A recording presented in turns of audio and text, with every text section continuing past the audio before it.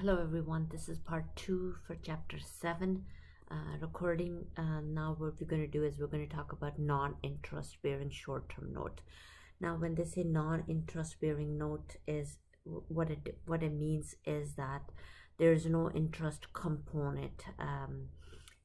We don't make equal interest payments, so that's what it means, but we still have an interest in it because it's a non-interest, but it's not visual. You're not able to see it, but there's still an interest. Now they're saying on February 23rd a 5,009-month non-interest bearing note is issued. 8% of is the employed interest rate. Sometimes what they do is they give you the present value of your note.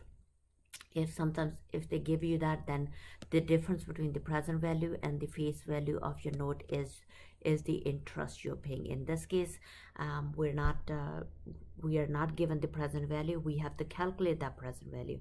How do we calculate it? We're going to show you the calculator way to calculate the present value. So in this case, the face value of the note is 5,000. Your N in this case is 9 months. 9 divided by 12. Your IY is 8%. Your payment, we do not have an equal payments. Payment is 0. You're going to compute your present value. I think if you do it at the calculator way, you'll get 4719. But if you do it the table way, your present value will be 4717. If that's the present value, of course we record our notes at a present value. You're going to debit your notes payable and credit your cash for the present value of your note. Now after the 9 months, the note will be notes receivable. In your notes receivable account, you will have your notes receivable account have a value of 5,000. So that's what we want to do. So we wanted to increase our notes payable to 5,000. So we started with 4717, and then 1 year is gone by, then 2 years is gone by. No, actually this is just the one. Sorry, I thought of another question because I finished recording it, but somehow I forgot to press the record button. So in this case, you have a year 1. In year 1, it's not a full year, it's 9 over 12 months. So in this case, the difference between the interest is 283. That's one way of calculating, and the other way of calculating it, whatever is your present value times your interest times your how long you had the note for. In that case, that will be 283. So that becomes your interest income, and then your note receivable will go down, and then you'll receive a cash. In other words, what happens is your accounts receivable is converted into notes receivable, and the note receivable you earn interest. So you weren't able to get the money right away. You had to wait 9 months. For those 9 months, you earned an interest of $283. Now it's just like when we think of our notes, do we have a long-term notes and loan receivable? If the note is not due within one operating cycle or within 12 months, it becomes a long-term notes. Now there's a long-term notes and loan receivable are recognized at a fair value.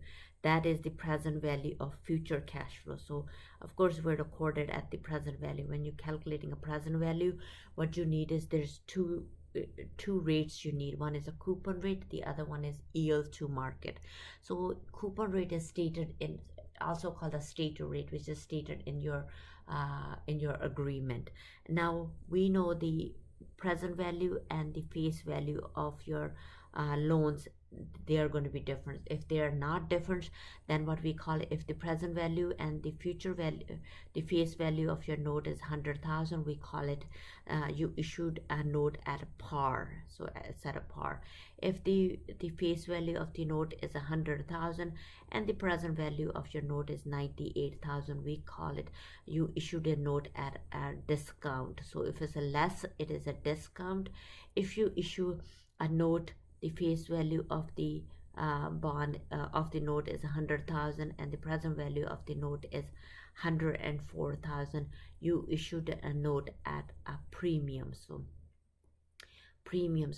the what you're doing is you're comparing your face value with the present value. If you compare it, if it's a lower, it's a discount, and if it is a higher, then it will be a premium. So that's what it means. So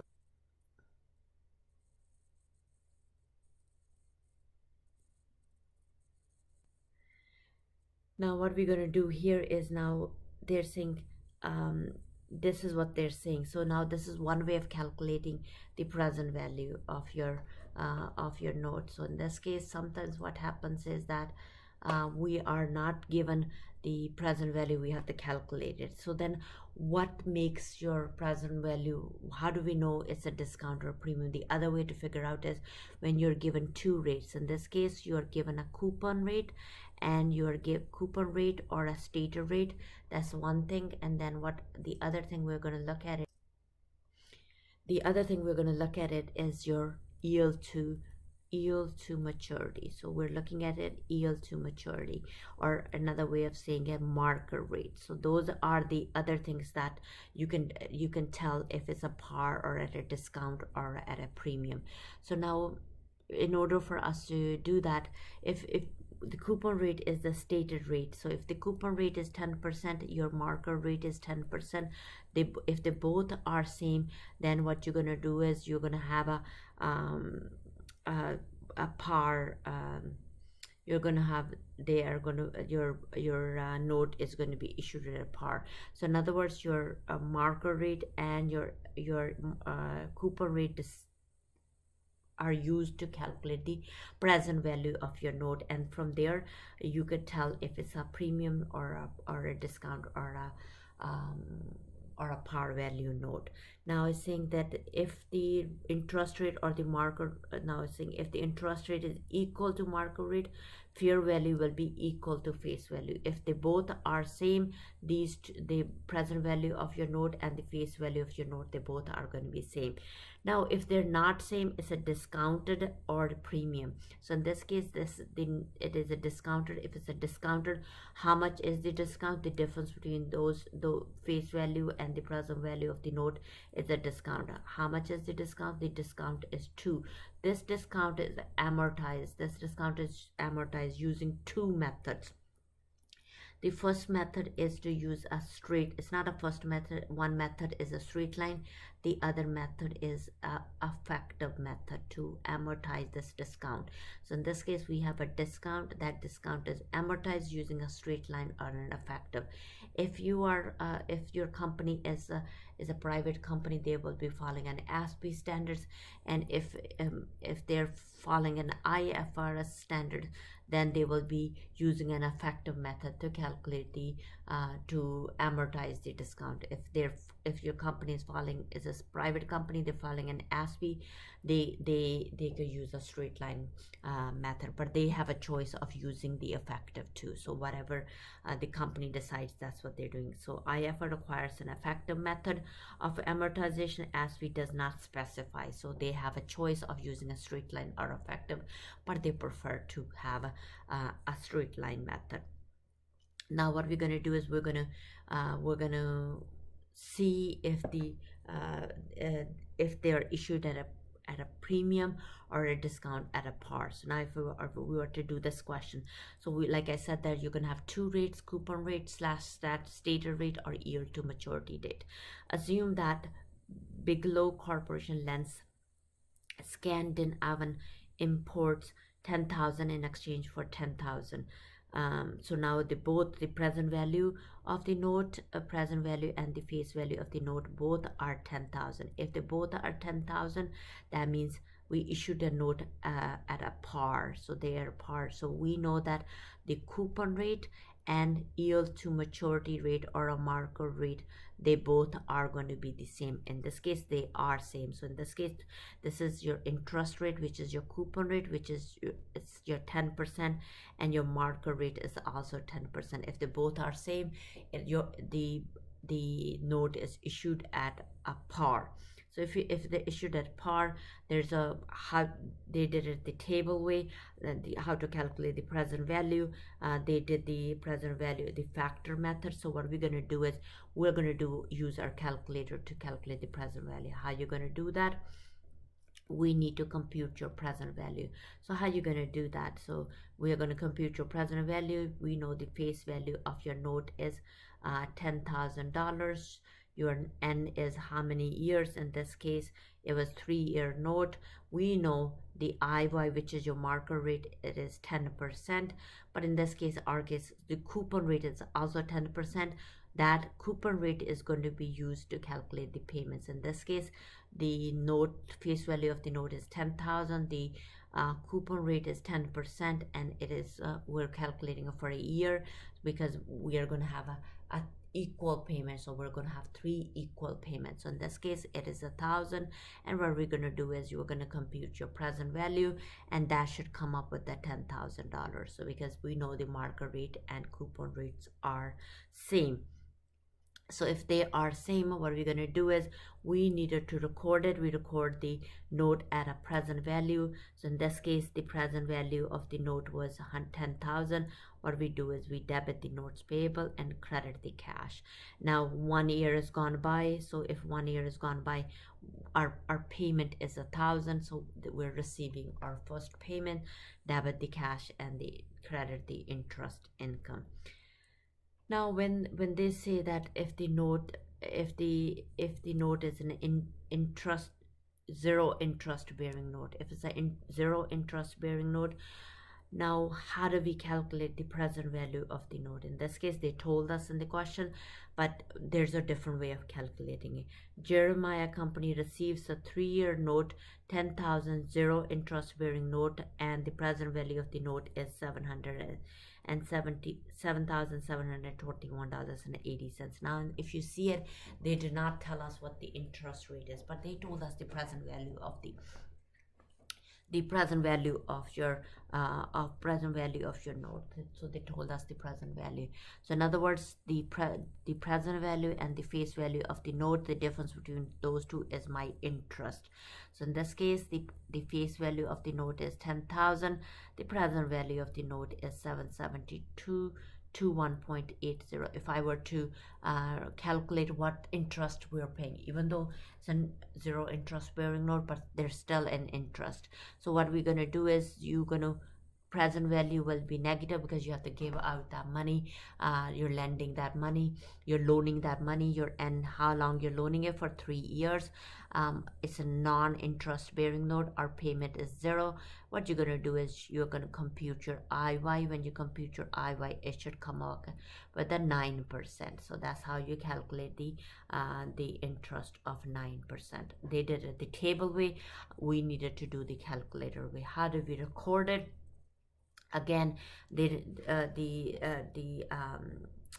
PowerPoint didn't show you how to record it. I will have my first entry. We will have a notes receivable, and then we have a cash, and that will be your 772,180. Now we are going to be paying even though it says non-interest bearing note, if they were using an effective method. Now if you look at it, difference between those two, is this a discounted bond or a premium bond? In this case, present value is lower. If the present value is lower, it is called a discounted. It is a discounted note. That's what it is. Now their company could be following IFRS standard. If they're following an IFRS standard, what they have to do is they have to use an effective method to calculate your amortization. So in year 1, what you're going to do is 777. So what you started off with, your notes receivable was $7,721.80. We calculate the interest is 9%. In this case, it is 694.96. And what do we do to calculate? How do we do an entry? We debit the notes receivable and credit your interest income. You're not going to receive that interest till the end. So that's what it's going to be after 3 years. You're going to receive that interest.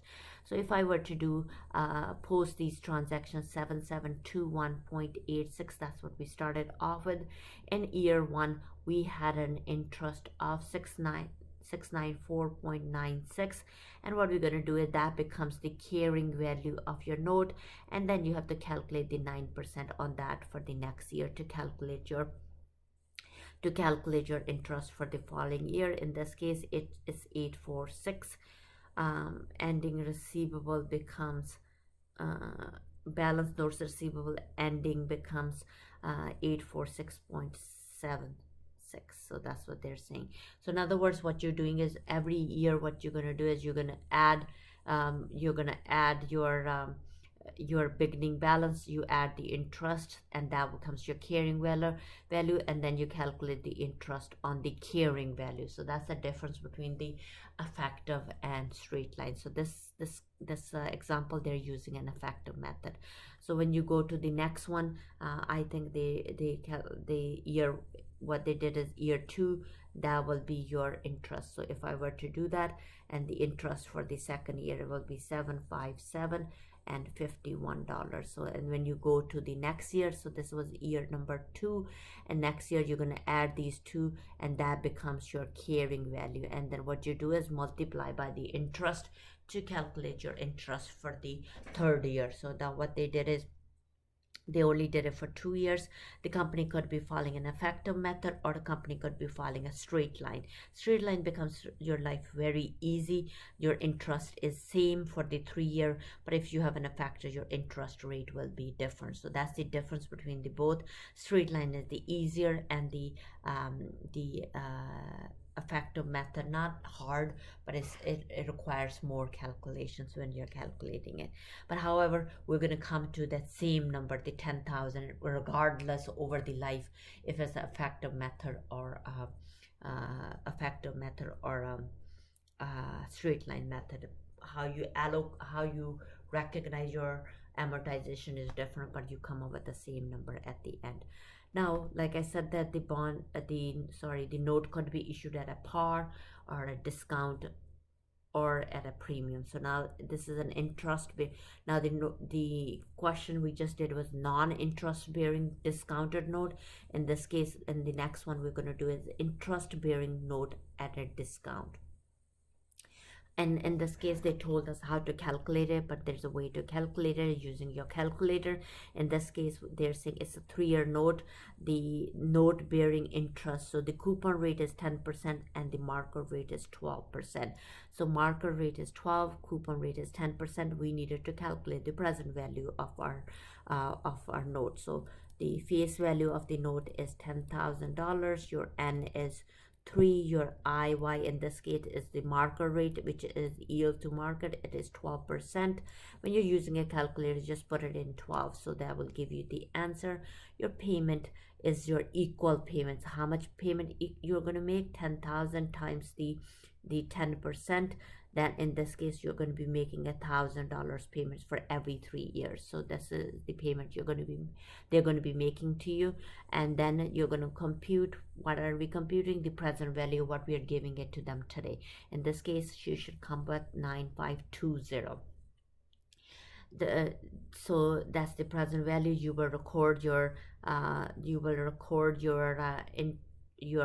your note at a present value. So that's the money you're going to give it to them, 9520. So in this case, you're going to debit your notes payable, credit the cash. Now, if I were to do this, difference between those two, present value and face value, present value is lower. Then if the present value is lower, it is a discounted note. It is a discounted note. So what they think is interest bearing note at a discount, effective method is used. So they want you to use an effective method to calculate your amortization. So debit, first entry will always be at the time you're issuing the note. Debit will be a cash, and credit will be debit will be a notes receivable, credit will be a cash, and that will be the present value of the note. Then what 1 year is 1 year is gone by. If 1 year is gone by and they're using an effective method, so what we're going to do is we're going to calculate the interest income. How do you calculate the interest income?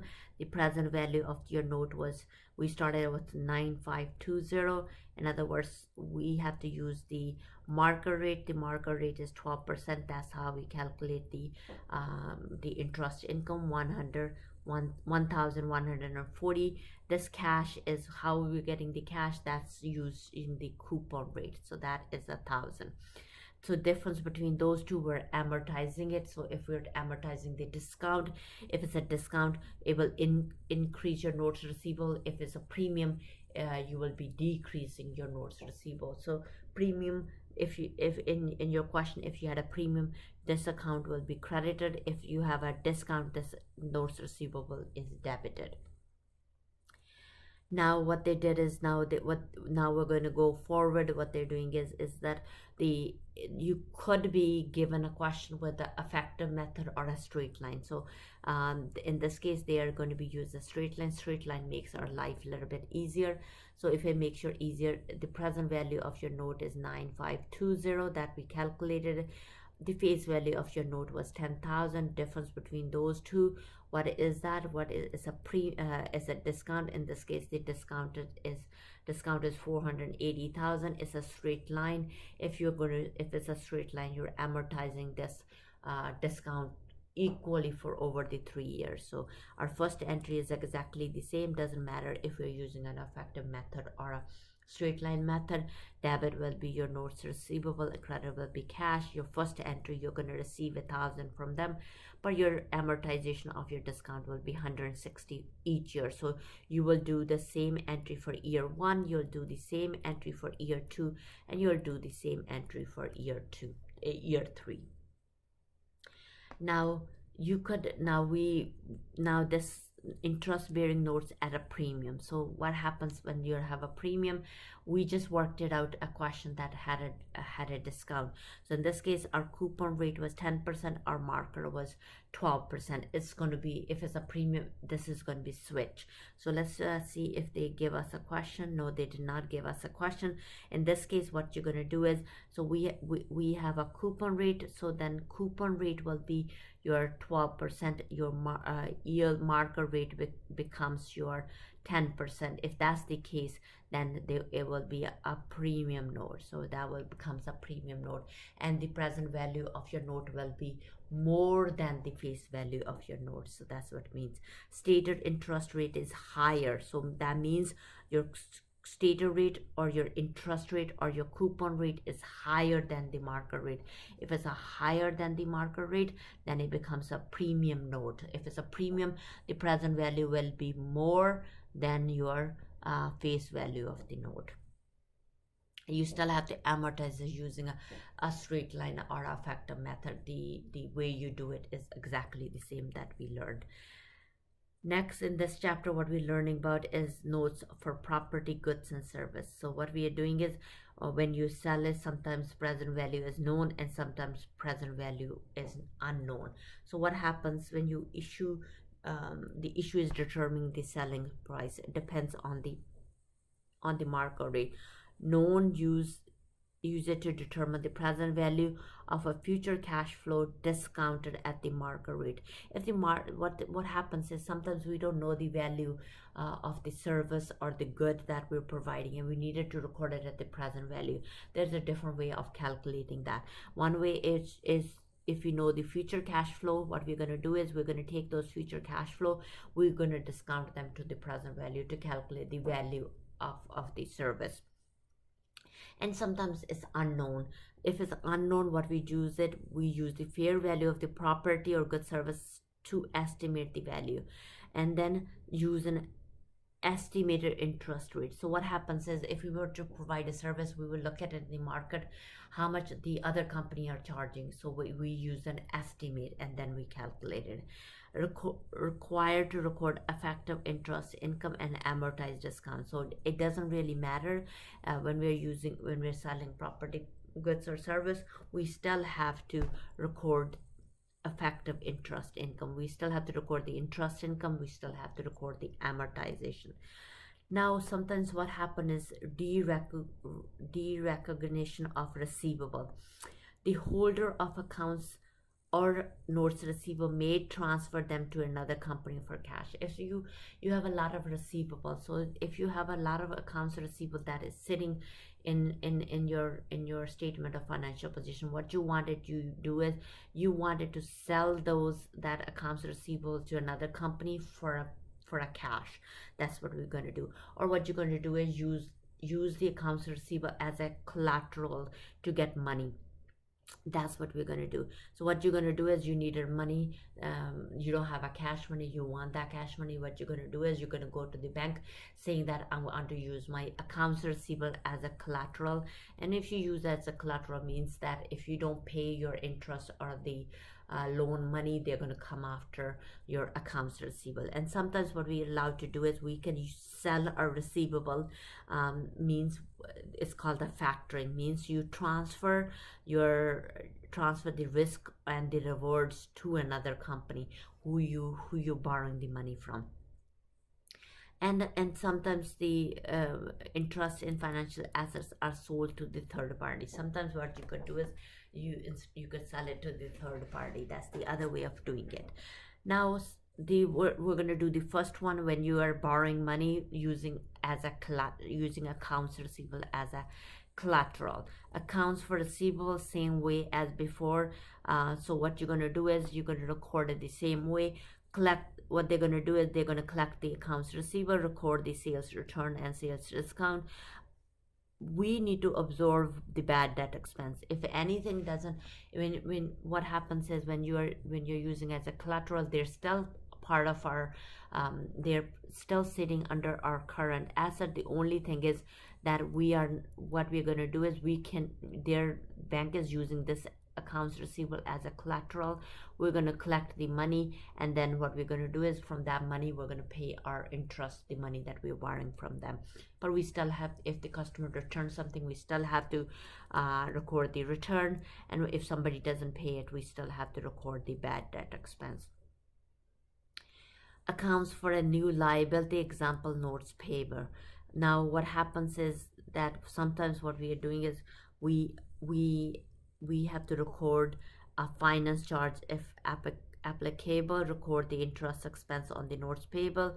Now what happens in this case, what happens is that if you how do you accounts for new liability. Sometimes what the company does is they don't want you to use the collateral, means they want you to record the accounts receivable as a notes payable. If you're recording as a notes payable, you have to record the finance charges and you have to record the interest, because you are recording your accounts receivable. It's not used as a collateral. What you have to do is you have to clear your accounts receivable to notes payable. That's what you're going to do, you to clear to your notes payable. If it's a notes payable, then what we have is if it's a note, and then you have to pay the interest and the finance charges. And sometimes what we have to do is we could sell our receivable, so we could sell it to the third party, and what they're going to do is nothing is free. They're going to charge you the fees. How is this? Factoring. So in the first one is factoring. Purchasers buy the receivable for a fee and then collects it directly. What you do is you give your accounts receivable to the third party. They are the one who's going to collecting it. I don't know if you remember, some of you guys may or may not received calls from collection agency. That's what happens.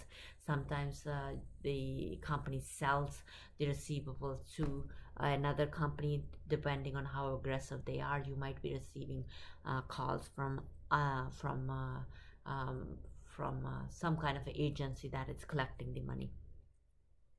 Usually involves only one other company. Purchasers assume the risk of collection and absorbs any losses. So what we do is when we factor it, we give them accounts receivable. If our customer doesn't pay it, now we don't care if they don't pay it. We got the money, we washed our hands. The purchasing company, they assume the risk and the collection. So whatever they can collect, they're good.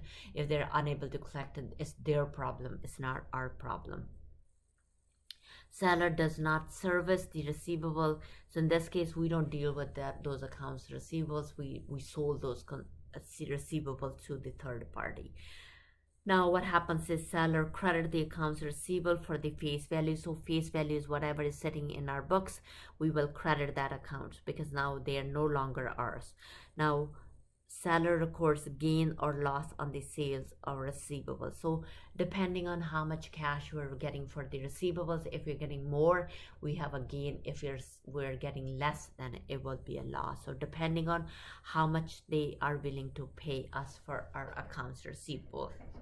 Now you could be you could be selling with the recourse and without a recourse. If it's with the recourse, purchaser does not have the risk of collection, not treated as a sale. So if it's a with course, purchaser does not have the risk of collection. So in other words, if with the recourse, they don't bear any risk, we bear the risk. One is with the recourse, one is without the recourse. If it's without the recourse, the purchaser bear the risk, where the it's a where with recourse, the purchaser does not bear the risk. Now in this case, this is when you sell it to the third party. Interest in the financial assets are sold to the third party. So you have an accounts receivable. What you did is you sold it to the third party. If you sold it to the third party, transfer the receivable through the securities such as a debit and an equity backed by pool of financial asset. Many investors are involved. It's not just one. Then there's more investors are involved. As a company, you seller continue to service the receivables. Under IFRS, seller must continue to recognize the receivables, and this requires significant disclosure. If it requires significant disclosure, most companies do not wants to do that. How do you know if you are using as a sale or as a collateral? Is How do you know a difference? I think there's this thing. How do you know that you're using as a collateral or versus the sale? So how do you know it? So this is a good display of things. Have the contractual right to receive cash flow has been transferred. You could have a yes answer or you could have a no. If the rights are transferred, if the rights are transferred, then we automatically know that it is a sale. So if it is a sale, so you could have a yes answer or you could have a no answer. So if you say that the rights are not transferred, if the rights are not transferred, then you have to ask yourself another question: does the entity have an obligation to pay the cash flow to the recipient?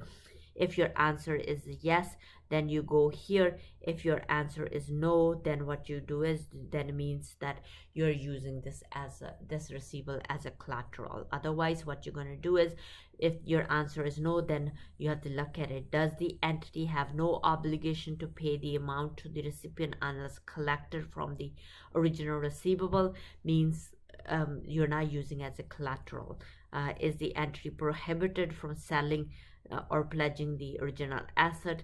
If the answer is yes, the answer could be yes, right? Does the entity have an obligation to remit the cash flow? The answer will be yes.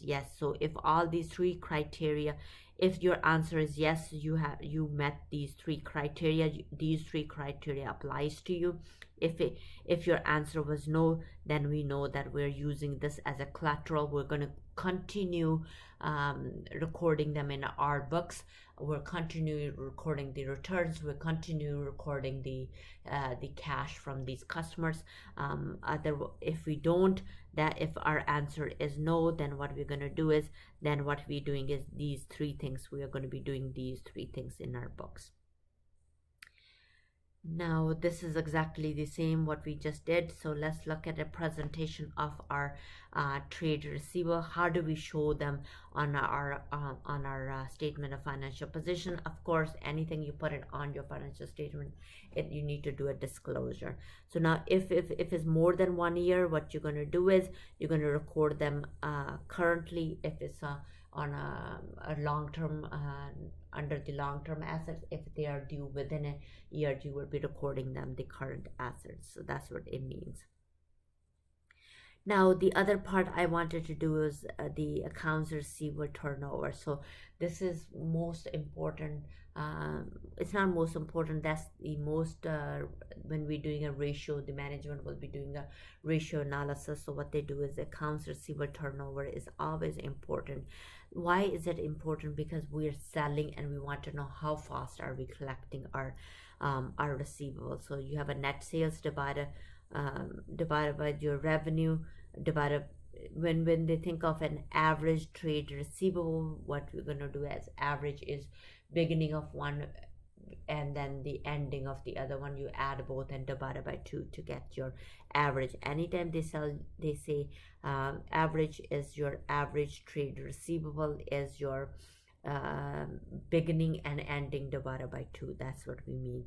So in other words, we wanted to know how fast are we collecting our accounts receivable compared to your sales. So this is just a comparison of how do we recognize each one. There is not a big difference between the both, but it is important that you go through them. It's just all theory. There's nothing other than a theory. What happens in this cash and cash equivalents allows preferred share acquired close to maturity date, and it does not allow the equity and preferred share to be recorded as a cash and cash equivalent. The IFRS uses an effective method when you're calculating the amortization. Under the ASPE, you have a choice of using a straight line. They prefer a straight line, or they can also use an effective method. When you're doing a derecognition, you want to know who has the control. Did you pass the control? If you pass the control, the risk and rewards are passed. That means recorded at the sale. If you still have the control, then it is not passed. So you could kind of read through it. Thank you for listening to me, and this was part 2 of chapter 7. If you have any questions, please send me an email or write a message underneath this video, so that I can reply for this message. If you have any other questions or you want me to record something else, do send me a message with our videos. I will record them. I will try to record chapter 8 next. Thank you for listening. Do tell your friends to listen to me. If you like my videos, do tell other people, other students to watch my videos. Thank you for your time. Take care and bye.